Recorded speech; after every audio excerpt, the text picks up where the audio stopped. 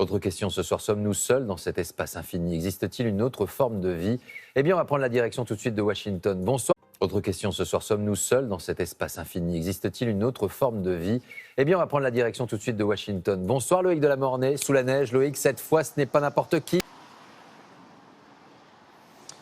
Oui Laurent, et c'est vrai, vous savez, ça ne fait que quelques années, c'est très récent que de plus en plus de grands scientifiques, de généraux militaires, de patrons de services de renseignement disent qu'il y a un tabou autour de cette recherche de la vie extraterrestre et qu'il est temps de le briser. C'est le cas d'Avi Loeb, l'un des astronomes les plus célèbres du monde. Il pense qu'un visiteur interstellaire, qu'une trace de civilisation extraterrestre nous a rendu visite il y a un petit peu plus de 3 ans. On est allé le rencontrer dans sa maison près d'Harvard avec Baptiste Lègle. Regardez.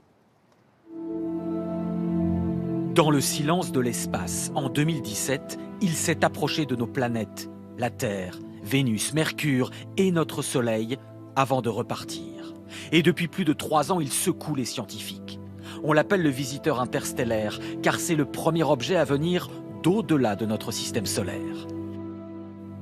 Les astronomes d'Hawaï qui l'ont découvert lui ont ensuite donné un nom plus poétique, Oumuamua, l'éclaireur en langue maori.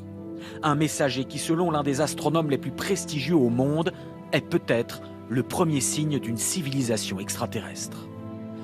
Avi Loeb l'écrit dans son livre. Il n'est pas un grand amateur de science-fiction. Pourtant, le directeur du département d'astronomie d'Harvard n'a pas peur d'avancer cette explication.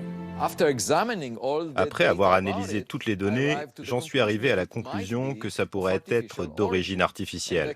C'est comme être sur une plage, sur une île, et au milieu des coquillages et des rochers naturels, de voir arriver sur le sable une bouteille en plastique, qui indique qu'il y a une civilisation au large, au loin.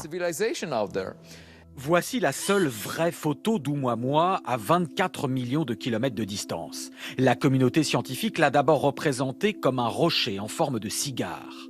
Une représentation fausse selon Avi Loeb.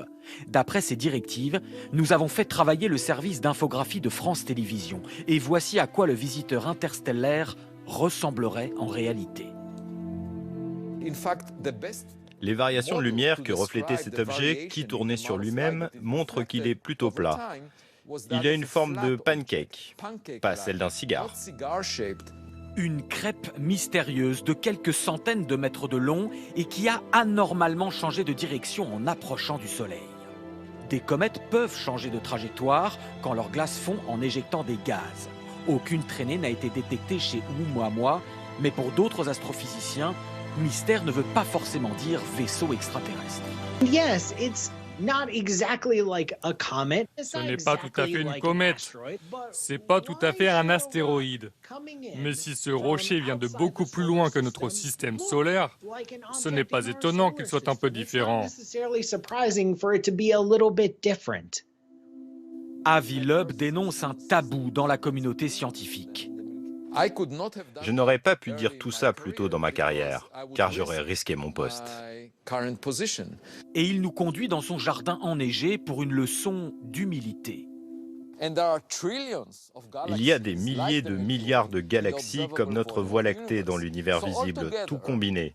Il y a plus de planètes et de systèmes solaires comme le nôtre dans l'univers que de flocons de neige sur notre Terre. Ça doit nous apprendre un peu de modestie. Nous sommes probablement banals, communs, et sans doute pas les plus intelligents du quartier. Oumuamua serait aussi un avertissement à l'humanité. L'astronome d'Harvard pense qu'il pourrait s'agir d'un débris de vaisseau ou de sonde automatique, les vestiges d'une civilisation disparue, le signe qu'un monde intelligent et technologique peut s'autodétruire ou disparaître.